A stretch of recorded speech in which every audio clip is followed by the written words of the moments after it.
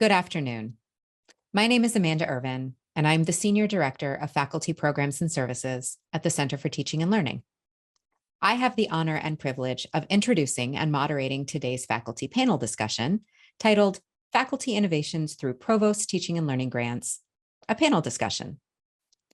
In our time together today, panelists will describe innovations in their teaching as they've worked collaboratively with the Center for Teaching and Learning on projects funded by the Office of the Provost's Teaching and Learning Innovation Grants. During these presentations, and of course after, you are welcome to submit questions using the Q&A feature in Zoom, which you'll find at the bottom of your screen.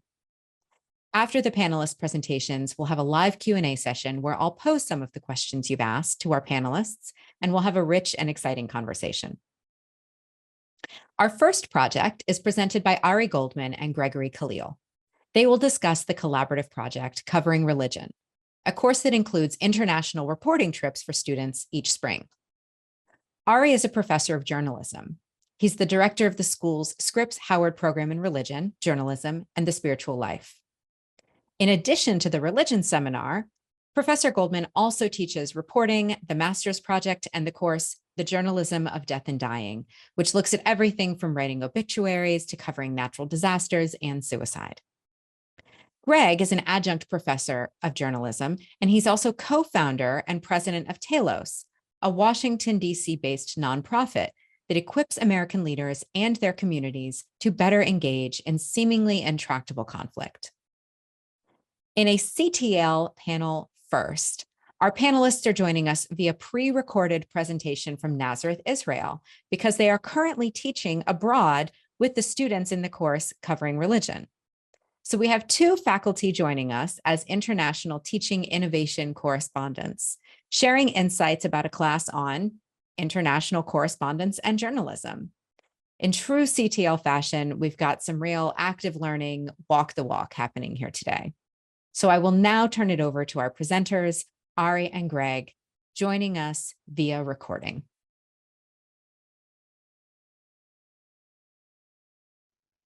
Hi, I'm Ari Goldman.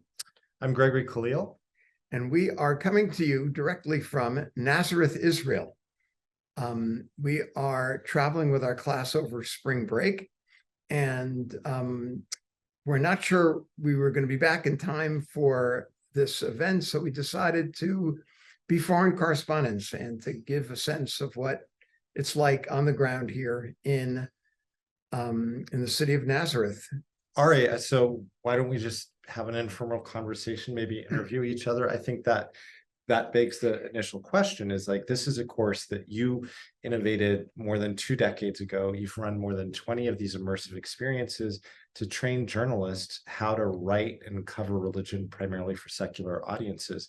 And I can say this, I don't think you would be so self-ingratiating, but many of the, if not most of the most significant religion journalists in the English-speaking world went through this course. It was clearly working well.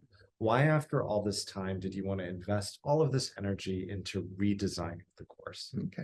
Well, first, there was an opportunity to do that, and that was COVID. And we had to press pause on our travels that we've done for, as you said, for 20 years. And the other is that journalism has changed so much over the course of this time. And while I think the course is great, it could be better. And through the CTL grant, we are making it better. I'll just mention one other feature that most courses don't have, and that is we have a grant from the big newspaper foundation, the Scripps, I should call them a media foundation. Nothing's just newspaper anymore. A big media foundation, the Scripps Howard Foundation, to travel with the class. And we're now in Israel and Palestine because we are doing a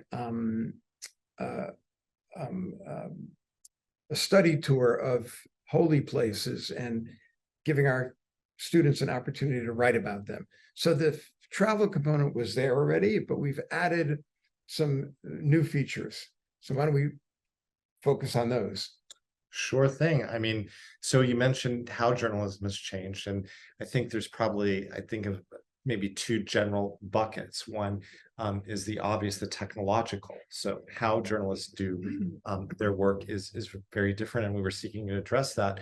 And then also, I think there's some new questions about ethical and effective journalism in terms of storytelling. Who's telling the stories? How are the stories being sourced? And how do stories, particularly in places, in foreign places or communities that are not covered or marginalized, how do those stories reach the consumer? And so those are these large buckets, like technological and ethical. So we try to make some innovations in both. Right.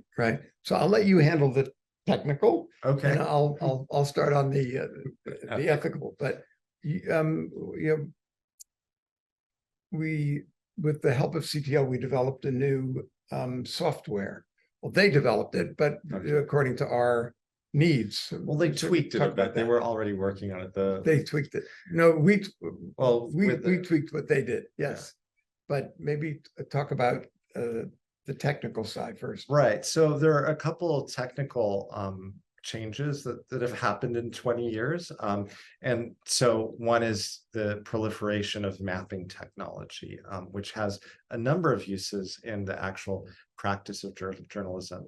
CTL had, during the pandemic, taken that opportunity to develop something called Locus Tempus, which uses maps and ideally eventually a temporal component to be able to study and have students collaborate on projects related to location. And this has wide applicability from literature to science to, of course, journalism. We need our students to be able to better map out security situations when they're going into areas of conflict, which our course tends to focus on. Then also you want to better understand what your sources are saying. Say, for example, if there's a bombing somewhere or there's an expansion of a settlement, when did this happen? You want to be able to verify what your sources are saying via the use of technology and whatnot, and mapping softwares is really critical to that. Also, you want to understand the places that you're living and visiting, places that you're visiting rather. And having, mapping technology can not just to help you chart security routes and all of those things as should be standard protocol, but you can get a sense of what other stories are there, what's around there, what communities am I missing that I should be speaking to. So that was one technological element. And that mapping software that Locus Tempus did with CTL, which is just absolutely incredible. We're just thrilled to introduce that to our students, and our students have been using that and, for all sorts of different assignments, but they've been collaborating on different projects with it, is also the general sort of what's called OSINT. And that's the use of open source intelligence or technology. That means just, everything from Google to all sorts of databases, which are available in theory to the general public to do journalism. And this is really at the forefront of journalistic practice right now. All sorts of cases that we've seen in the media over the last few years. Here in Israel-Palestine, there was the killing of a Palestinian-American journalist, quite prominent, Shireen Abu Akleh. And there were a number of different stories about what actually happened, but it was OSINT journalists, some of whom were not professionals, who used these techniques to determine exactly where the bullet came from, and who may or may not have been responsible. So we had a feature of the course that involved that. And then lastly, we had, you may want to say something rather about the ethical, but also the safety, the hostile environment training as well. Yeah. On the ethical side, there's been a problem in journalism for a very long time of foreign correspondents flying in, quickly assessing a situation, writing a story, and flying out. The parachuting journalist. And it is not always the best way to do journalism. And the trend in recent years has been to involve more local journalists, and not just as quote unquote fixers, people who make appointments and translate for you, but really to use people on the ground who know the situation, who may not know journalism the way that we teach it at Columbia, or may not know journalism the way that it's practiced in the United States, but who know the situation in their country better than you're ever going to know it. And we, as part of our course redesign, was to engage 4 excellent local journalists to help our students do their research and plan their work. So we think that's another innovation that is going to bear wonderful results. Lastly, the journalists often go into dangerous situations, and we wanted to give our students the tools to thrive and know what to do when things get tough or go wrong. We don't expect that they will, but we want them to be prepared. And again, thanks to the CTL grant, we were able to do some HET training, stands for hazardous environment training. And we had a wonderful session with the Red Cross where we learned some emergency techniques, including CPR. And we brought in a journalist who does training for two international correspondents to teach them how to stay safe and how to make the most out of the time that they have in their on their assignments. Yeah, and I think we've already seen some impact in the quality of the students' work, their inquiries, their motivation, based on all of these innovations. I know story ideas are being pitched now and that they're starting to work on. It's not just a study tour, it's also a reporting tour. They're much more sophisticated and actually based in reality because they've had this connectivity with the journalists, and because they've also been studying the places, the trips, the communities that we'd be visiting in great detail with all of these technological components that were integrated into the course. And that's something that I see marked difference of already and compared to previous years. So we don't know if the stories are going to be any better yet. They haven't written or published anything, but there's a strong expectation that they will. Yeah, and we do feel we're breaking new ground, and that this approach to teaching journalism and religion journalism and international journalism is something that is going to set a new standard, both in journalism and in journalism education. So we thank CTL for their support, and both in-class support and funding several projects that we could not have done without them. And we hope that you'll look for the stories that our students produce. What we do is, while we travel, they interview, they take photographs, they gather information, data, and stories from talking to people on the ground. And then when we're back in New York after spring break, they'll actually produce the stories that they are working on. And these will both be text stories and some photos, essays, and some video. So hope you'll keep an eye out for those. They'll be on our website, www.coveringreligion.org. A big thank you to Ari and Greg for sharing these insights about their project, even while they're abroad. If you're curious about Locus Tempus, developed by the Center for Teaching and Learning Development team, I know a colleague of mine is going to drop a link to the page in the chat so you can check that out. But moving forward, we have 2 more excellent presenters today. Our next project is presented by Drew Youngren, who will offer insights from his funded project titled 3 Demos, and Drew, you can tell me if I'm saying that correctly, bringing interactivity to visualizations in calculus, which incorporates interactive 3-dimensional visualizations into his course titled Multivariable Calculus for Engineers and Applied Scientists. Drew is a lecturer in the discipline of applied mathematics and is interested in the role of technology, and more specifically computation, in the learning of mathematics. He's participated in grant work to introduce computational work in discrete mathematics and on a larger scale in linear algebra. At Columbia, he's developing the multivariable calculus curriculum tailored to the needs of engineers and applied scientists, where he hopes similarly to infuse technological elements into a classical curriculum. I will now turn things over to our next presenter, Drew. Hello all, that was a wonderful introduction. I thank the staff for putting this panel together and inviting me to be part of it, to share what I've been working on as part of this grant. As stated, my name is Drew Youngren. I teach in the applied math department here, and I teach primarily a large course called Multivariable Calculus for engineers and applied scientists. And so these include sections with 100, 120 students at a time. This project, and I'm actually unsure as to its pronunciation, despite coming up with it, 3Demos or 3 demos there. Unfortunately, Locus Tempest would have been a much better name. I wish I had access to that one.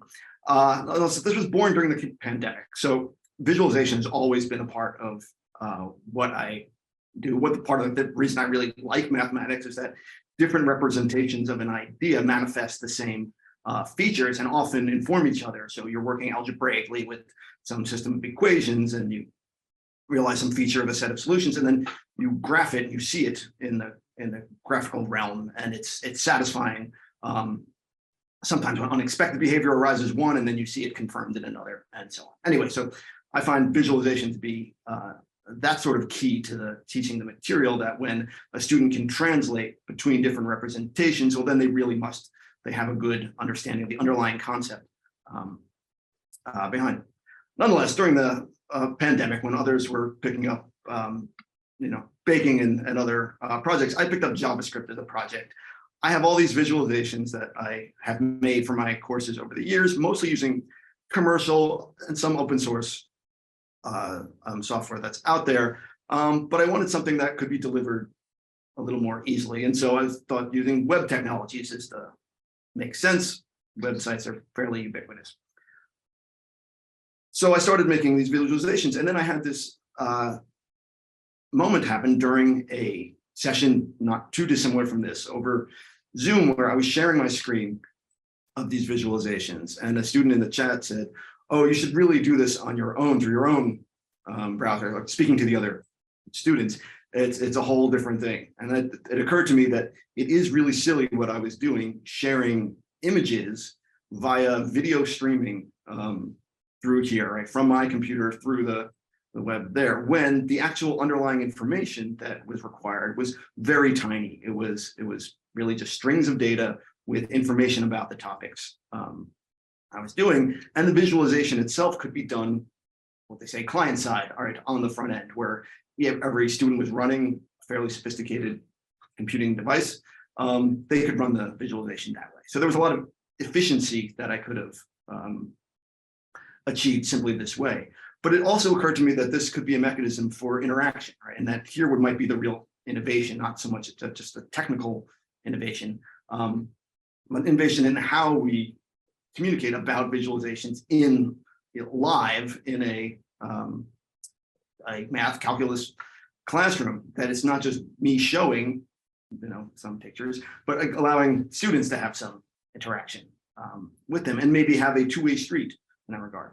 So what we're going to try to do here, and I hope it works, is demonstrate exactly what this is before you. So I am pasting a link into the chat if you have access to it. If you have a reasonably modern setup, this should work. For the rest of folks, I am going to share my screen in a second, so you could just watch along. But part of the point of all this was I want people to kind of have their own copy of these interactions. So if this is working well, you should be seeing I have a screen with maybe a red curve on there. If you can give me a thumbs up if you see such a thing, that would be nice confirmation. For the others, need not worry. I'm going to share my screen right now.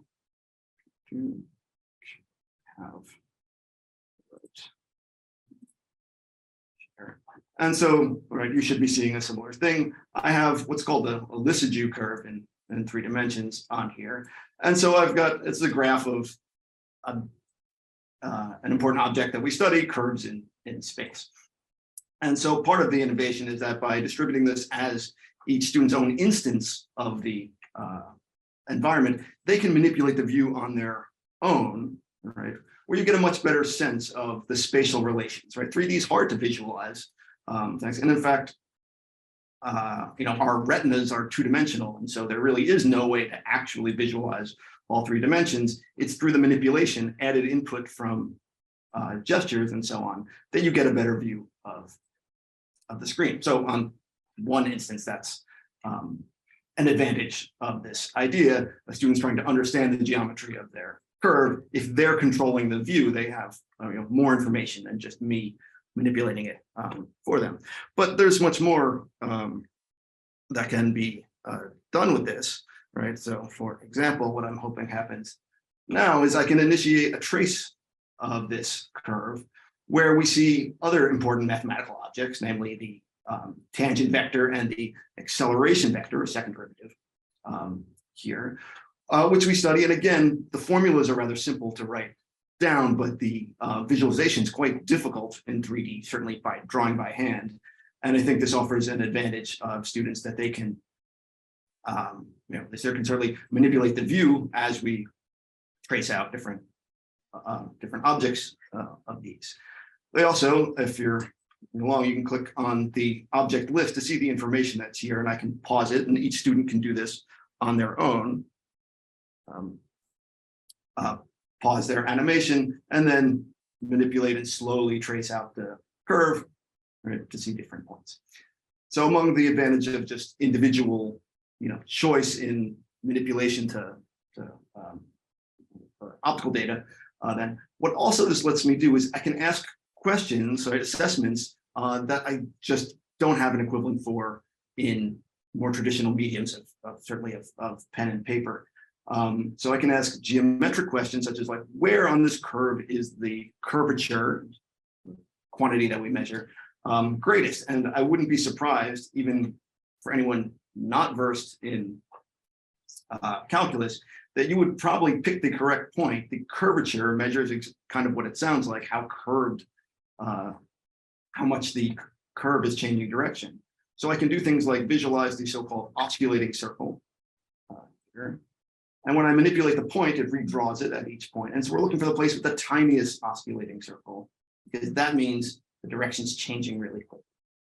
Anyway, I can ask these kinds of questions where on this curve does this happen? We're not doing formulas. We're not, relying on students' algebraic experience or particular skill here. We're checking conceptual questions through this medium. And we're working on methods to, aggregate that data, right? Display it back to students to see, did everyone agree, disagree, right? All these features are coming in the software. I also say these kinds of questions are ungoogleable, or perhaps un-ChatGPT-able in a more modern form of this, where it's the concept that needs to be, understood, and we can assess it. And there's certainly almost no way to, to ask some online service to answer this question for you. So that's where I think a lot of the innovation and potential lies from this. And so far, this has been still a one-way street where I curate some examples, I can push them out easily. That on its own has been very useful in my teaching. But what we're working on is these other features that allow communication the other direction. You may have seen on if you ran your own copy, a little chat box where you can reply to the instructor here.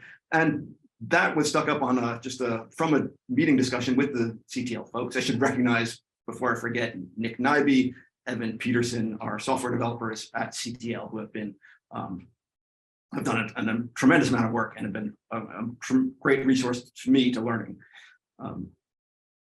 how to put this together. It came up the idea that one of the things we actually liked from the pandemic was sometimes sort of back channel that the chat room had, where students could answer each other's questions, or sometimes the student who didn't want to interrupt a class of 120, could still have their query put in. I could see it and address it, and because, as we know, if one student had a question, most likely many others did as well. Now, I don't want to take up too much time because we've put in a lot of features, but I will point out maybe one more example of these sorts of interactive questions that we can ask that I think this provides that others that I didn't have a previous solution for in here. So allow me 1 second to load up the next example.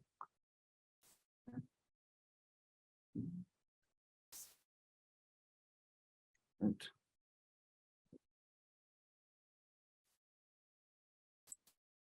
there we go.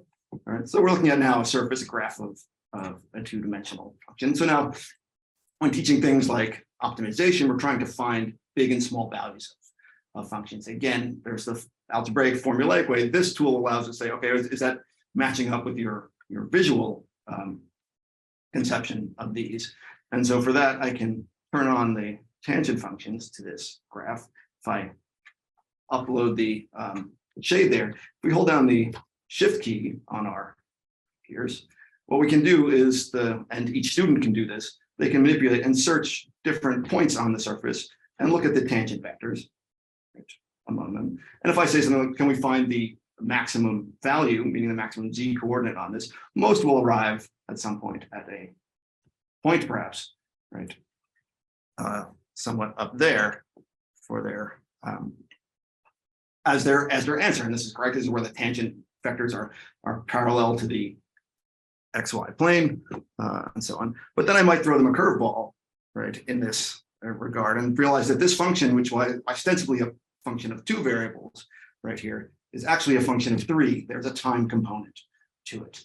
And suddenly I realized that the multivariable settings, we have, of course, multiple quantities. We also could have a time component. And now the question is more complicated. We see that indeed the tangents are changing in time. And so this would be quite a process of chasing those points, right, as they move, which again reminds me that locus tempus would have been a better name for this process. So there's much work to be done along here. A lot of the achievement of the work with CTL has been on the technical side, and I'm very grateful to them, but also our kind of weekly conversations do lead to many pedagogical discussions and ideas for innovation as well. And as in this trial period, as we roll out features and we get feedback from students as well, we are going to incorporate that into our thinking. And this will evolve as we go forward. And the last thing I'll say is that I think offers this as possibly useful for beyond my one course, and hopefully maybe others adopt it or adapt it as we go, is the open source development model is really one I support, one I like, one that the CTL supports as well, where the community at large can contribute, they can comment on these things. This code is freely distributable under an open license, and a lot of the sort of web technology we use are not bogged down with a lot of commercial apps with SEO, tracking and so on, right? We can take all of that out of that. Doesn't, I think, have a place in higher education, and so students themselves could become part of that community. And I already have some interest from students, so I would love to, as we go through, using it for the introduction class, and then maybe as students progress, become contributors and developers. So I'll end there. I have many more demonstrations that I like, but I will not take up further part of your time. So thank you. Drew, thank you so much. That was fascinating. And lots of love today for the CTL software development team, which is certainly not something we asked panelists to do, but they are an integral part of our Center for Teaching and Learning, especially for these technology-enabled teaching innovations. So they get all the love they deserve. Before moving on to our third and final presentation, just a quick reminder that if you have questions for the presenters, You're welcome to submit them at any time, and we'll address them when we reach the live Q&A portion of our time together. So that's that Q&A button right down at the bottom of your screen. I'd like to now introduce our last project, presented by Jean Marie Alves-Bradford, who will share innovations from her funded project titled Developing an Upstander Curricular Thread Throughout the Medical School Curriculum. Jean Marie is an associate professor of psychiatry at Columbia University Irving Medical Center, the inaugural dean for Medical School Professionalism in the learning environment at VP&S, and the director of the Washington Heights Community Service at the New York State Psychiatric Institute. Jean Marie also serves as the training director for the Columbia University's NIMH-funded T32 Research Fellowship in Global Mental Health. She sees patients, teaches medical students, residents, and fellows, and manages inpatient and outpatient psychiatric services in Upper Manhattan. She has been a Columbia faculty member since completing her residency in psychiatry at Columbia University, where she served as chief resident. I will now turn things over to Jean Marie so that we can hear all about the innovative work she's been doing. Thank you. So in the background, I'm very fortunate to have Provost support in working with the Center for Teaching and Learning on several projects, and I'm going to describe several of them. In 2020, we remember what was happening at that time. In addition to the COVID-19 pandemic, with devastating lossing of life and dramatic racial disparities, and structural factors were highlighted, and we witnessed increase in hate crimes, violence, including mass shootings and horrific murders of George Floyd, Breonna Taylor, Ahmaud Arbery, many others. And as educators, we wanted to educate our students and our learning community to address structural racism by increasing knowledge and skills in responding to bias and racism. And medical students actually commonly, unfortunately, experience microaggressions and other forms of bias, which can impair their learning, their self-esteem, and their team functioning. And we wanted to turn our students into upstanders who could speak or act in support of an individual or cause, especially fellow students or patients or other colleagues who are experiencing discrimination or bias. And Upstander skills support the patients and our team members. They align with our educational priority areas of feedback, teamwork, and professionalism. They're part of our AAMC, American Medical Academy DEI, that's diversity, equity, and inclusion competencies, and they improve outcomes. And we surveyed our faculty at the start of this when we were beginning a module on teaching anti-racist curriculum, and we wanted to see how comfortable our faculty and what experiences that they had. In July of 2020, most of our faculty were uncomfortable teaching about race, but the good news was that all of our faculty were interested in getting ongoing training in teaching about race. Some of those anticipated barriers from our faculty included their background in a racist family, fear of saying the wrong thing, or not being seen as knowledgeable or skilled, and adjusting to variable levels of knowledge in the classroom. And so back in 2020, myself, along with my colleagues, Hetty Cunningham and Dr. Hilda Hutcherson, we recruited the team on the right that you see, senior students and faculty members, to co-facilitate our groups for underrepresented medicine trainees to help them deal with what they were experiencing, both in the classroom, in the learning environment, and in the world at that time, in terms of responding to racism. And I was fortunate then to have the APGAR Academy support me with the Vanek Bailey Award, which provided protected time to create and implement a longitudinal bias response Upstander skills curriculum. And that was spread throughout 4 years of the medical school curriculum. And then the Provost teaching and learning grants have been really instrumental in helping to build out this Upstander curriculum. The Innovative Course Design Grant in 2021 helped to develop really novel and engaging videos to demonstrate the Upstander skills, and our current interdisciplinary award. And that's the team of people that we have. Our team has grown, which includes faculty and students and staff from the Center for Teaching and Learning and CEER, the Center for Educational and Research Evaluation. And our current award is now training other people, training the trainers, a Train the Trainer program to continue to develop and spread this content throughout the entire learning environment and departments at the medical center. So let me tell you what this Upstander curriculum is. The learning objectives is that we want people to recognize discrimination in healthcare settings. We want our learners to just be able to describe the impacts of discrimination on clinical teams in care, review the challenges of responding to microaggressions and other forms of bias. This comes up a lot. How can I do this? How and the different dynamics related to their positionality on the team.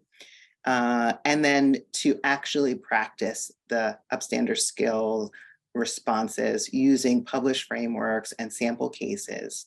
And we began our implementation with faculty development to teach them the Upstander skills and to enhance their facilitation skills in dealing with race and identity, and navigating kind of hot topics and difficult situations in the classroom. And we assess our faculty and our students both pre and post the learning.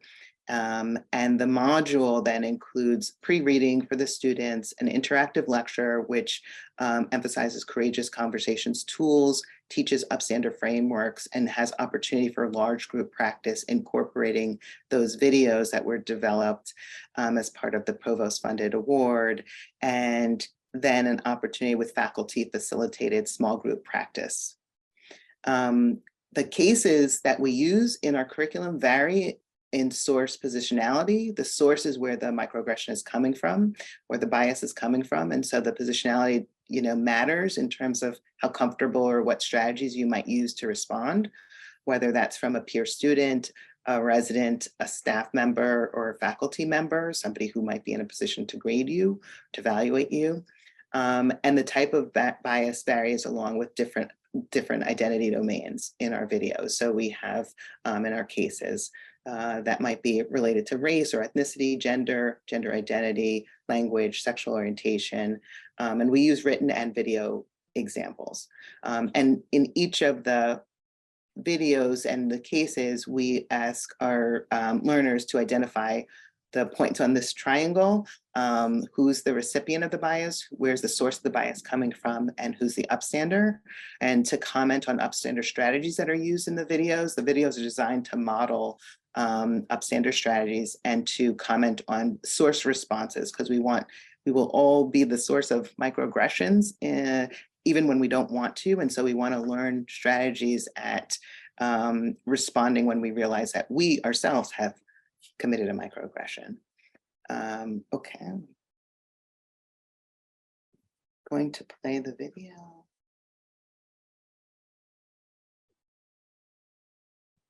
You hearing it? Dr. Forrest, please dial 118.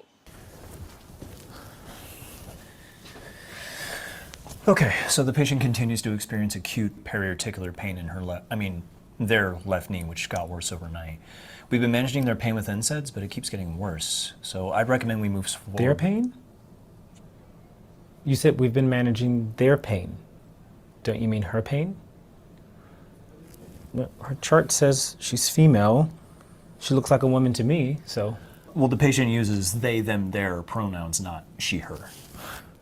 He, she, they. Who can keep it straight? I wish we could just focus on the patient care.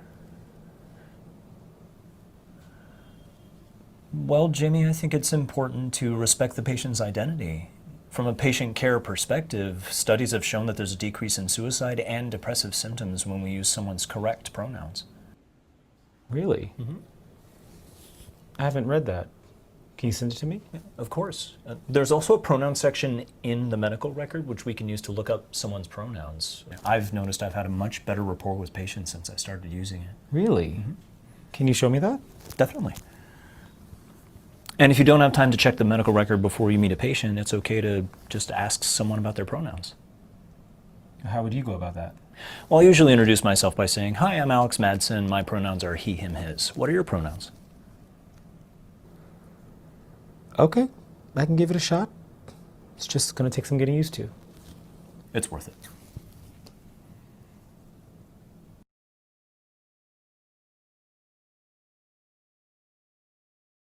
So the videos really provide a really engaging way for our learners to engage in this material. Are you seeing the slides again? And are the results for our students is that immediately post-training, their comfort and confidence and ability to identify bias response strategies to intervene examples of bias in medical settings increases substantially from 42% to 98%. In 8 months post-training, 89% of students have continued to use the Upstander content in the intervening months. And they really feel that they've been taught strategies that they can use in the moment. And even when they feel like they're more of a non-confrontational person or need more concrete strategies, they have learned those and that they feel like those have been useful. And our faculty also, there's a wonderful team of faculty who has signed up and agreed to facilitate these sessions over this past 3 years. And our faculty have said that they felt with the training, the faculty development felt prepared to lead these small groups. They improved in their knowledge and bias response strategies and their skills in fostering brave spaces, validating learner viewpoints, and navigating racial tension in small groups. And the videos have been a very well-received method of Upstander skills demonstration. And our current reach has been over 690 students, 750 residents, fellow staff and faculty, and 28 facilitators have been trained. And so we're now working on furthering the toolkit development to train more people who could continue to develop this content and spread it throughout the entire learning environment and the departments at CUMC. Thank you so much to everyone, our students, the EPGAR Academy, the SEER team, CTL team, our course directors, course administrators, the faculty, of course, the Vice Dean of Education, Dr. Monica Lipson, and the Provost for supporting this work. And I'll turn it back to Amanda. Thank you so much for sharing your insights about this project. It's been such a pleasure to work on it with you, and it's important work. So we're now going to open it up to QA, and we only have a couple of minutes and to answer a lot of questions that have been coming in. I know that we've been trying to respond to some of them via text. If you have questions, please do drop them in the Q&A window. You're welcome to specify who the question's for if you'd like, but please know that we might not be able to answer all of them, but we'll take as many as we can.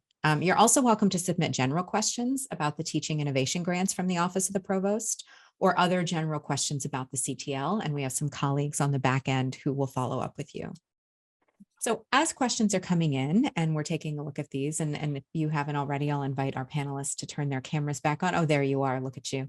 I'm gonna start us off with a question that we can answer as we close things out, because goodness, it's gotten late quickly, but it's now March 2023, and we are 3 years out from the rapid change and transition necessitated by the global pandemic, which seems hard to believe. I mean, it seems like a lifetime ago, but also yesterday. And I know our experiences with teaching and learning in that time will continue to influence our pedagogical practices. I mean, all of our panelists today talked about how the pandemic teaching and learning experience or our personal and political and social experiences during the pandemic has changed the way we interact with our students and with our curriculum and with our institutions. And we all reference these in our presentation. So with that in mind, how has innovating in this current moment with that distance, but also that sort of continuing presence,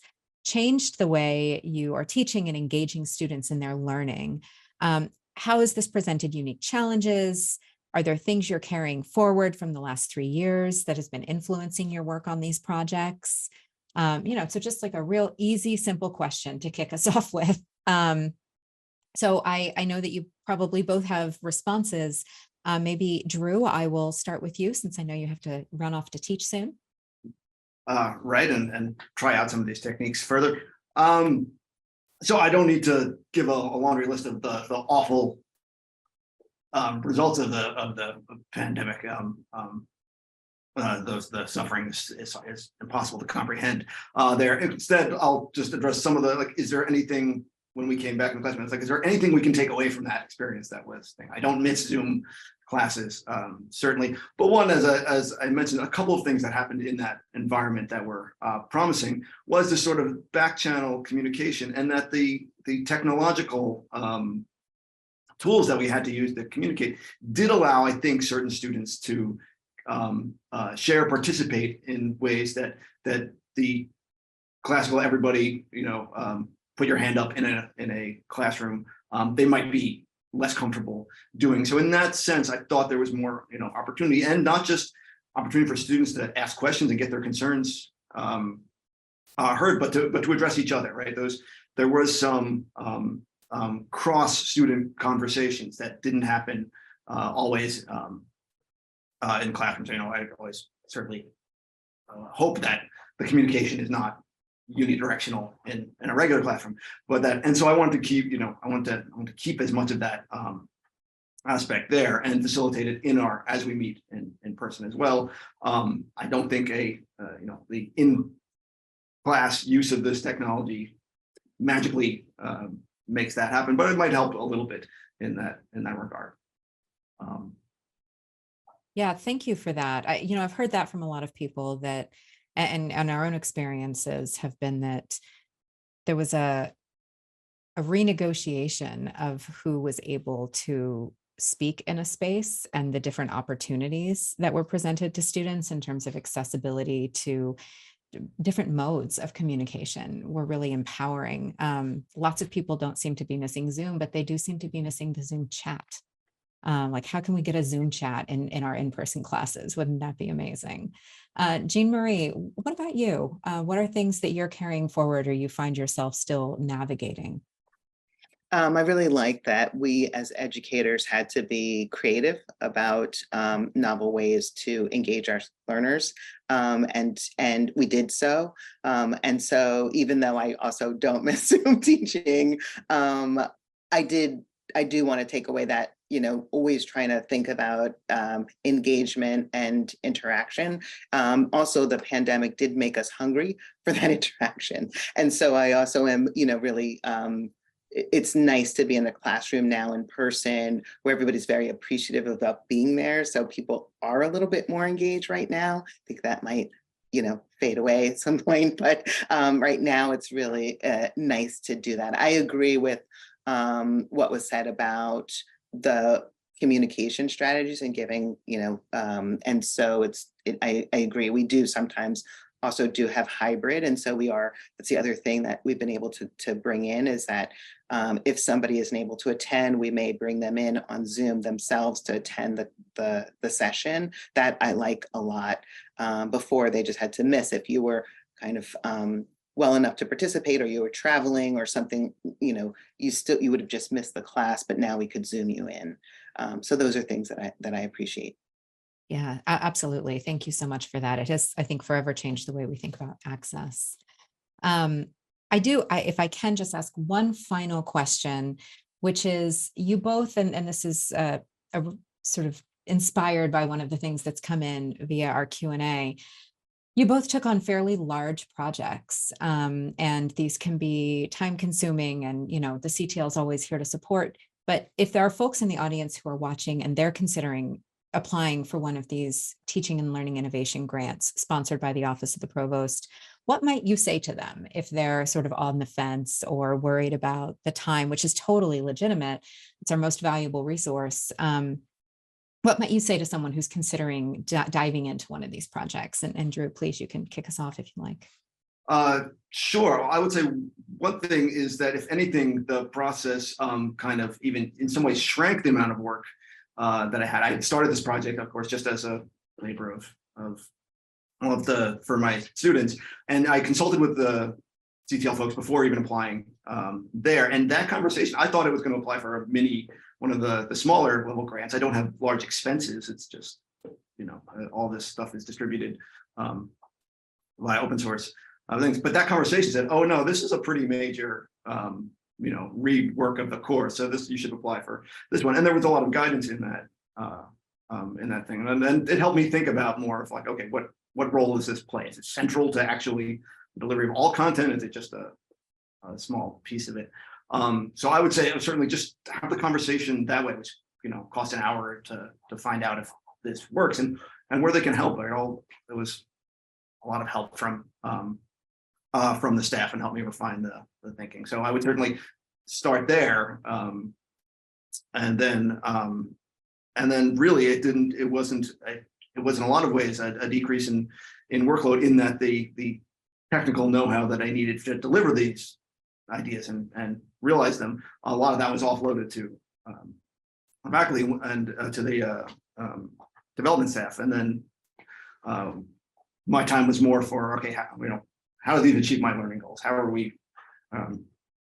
How can they be used in new ways? I will also say on that regard, one of the things that the staff has been great at to think about. One of the things I think about, I worry about, and have few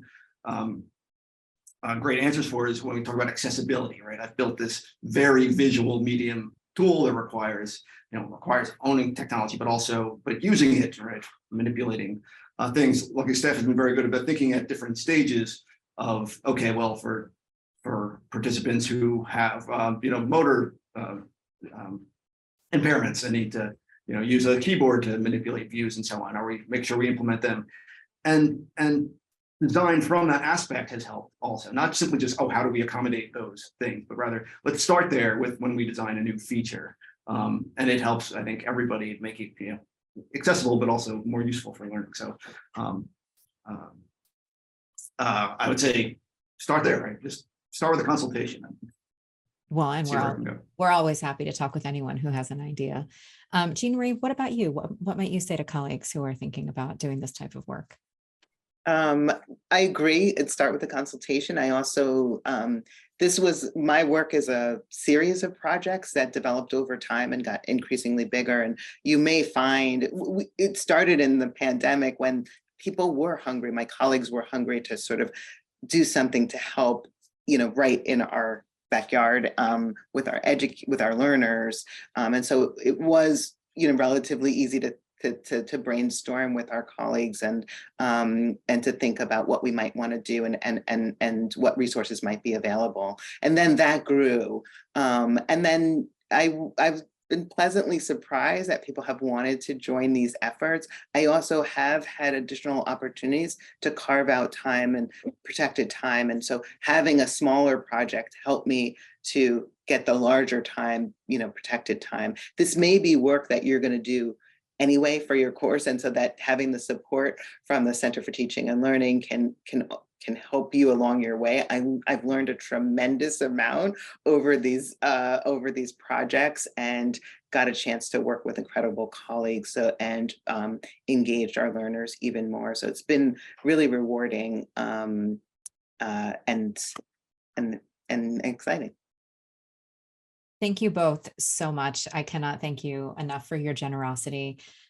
We have learned just as much from both of you as you have been so kind to say that we've worked together and learned from each other. So that is unfortunately all the time that we have together today. I'd like to close by thanking our panelists again for their generosity and collegiality in sharing their projects and their process in teaching and learning innovation. And thank you too, of course, to the Office of the Provost for supporting world-class faculty and teaching at Columbia in so many ways, including these conversations that we're having today.